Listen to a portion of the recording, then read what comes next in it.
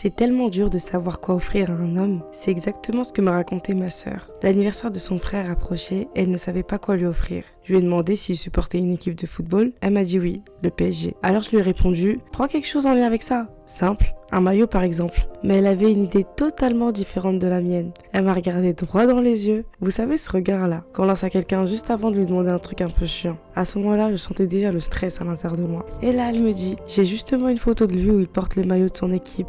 La photo, elle est incroyable, j'aimerais trop que t'en fasses une peinture. J'ai regardé et je lui ai répondu, oublie. Ça fait 9 mois que j'ai pas touché un pinceau. En plus, j'ai que de l'aquarelle. Déjà qu'il y a 9 mois, c'était pas simple pour moi. Alors maintenant, n'en parlons pas, trouve autre chose. Mais elle ne voulait rien entendre. Elle a continué à insister, elle m'a dit, c'est comme le vélo. Ça s'oublie pas. Le corps a une mémoire et avec 10 ans d'expérience en peinture, tu ne peux pas tout estimer comme ça. Je comprenais ce qu'elle voulait dire, mais mon cerveau et mon corps ne voulaient pas essayer. Parce qu'essayer, ça voulait dire risquer de découvrir que j'avais tout oublié. Alors j'ai préféré rester dans l'ignorance, dans la sécurité. Mettez-vous à ma place. Imaginez reprendre la peinture et réaliser qu'on a tout perdu. Ah non, c'est trop dur. Mais elle lâchait pas. Elle me disait que j'avais rien à perdre, qu'au pire, je saurais à quoi m'en tenir. Alors je lui ai demandé combien de temps j'avais. Et là, elle m'a répondu, comme si de rien n'était, un jour. Et j'ai éclaté de rire, un rire nerveux, évidemment. Depuis le début, elle savait très bien ce qu'elle faisait. Elle comptait sur moi ou alors elle avait une confiance démesurée en moi. Dans sa tête, c'était déjà fait. Elle manifestait mon retour à la peinture. Le lendemain, sous pression, avec une énorme migraine, je me suis mise au travail. Honnêtement, le croquis s'est bien passé, mais souvent, quand le croquis est trop réussi, la peinture derrière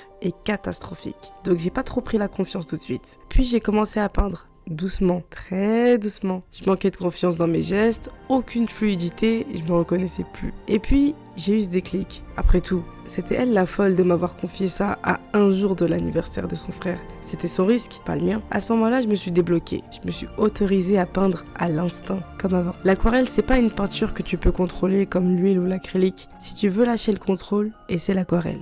Vraiment. Petit à petit, tout est devenu plus fluide. Ma confiance est revenue elle aussi. Et pendant un instant, ma migraine a complètement disparu. Elle est revenue après. Mais pendant ce moment-là, j'ai ressenti quelque chose de très chaud dans la poitrine. Un sentiment familier, comme retrouver une vieille amie. J'ai ensuite ajouté les couleurs de l'équipe en fond, avec une touche de doré pour l'étoile qu'ils ont gagnée l'année dernière. Et voilà, morale de l'histoire, entoure-toi de personnes qui croient en toi, même quand toi tu n'y crois plus. Mes messages privés sont ouverts pour les commandes personnalisées. Si tu veux offrir un cadeau unique à quelqu'un que tu aimes, ce sera aussi un nouveau challenge pour moi. À très vite pour d'autres histoires et d'autres peintures. Abonne-toi.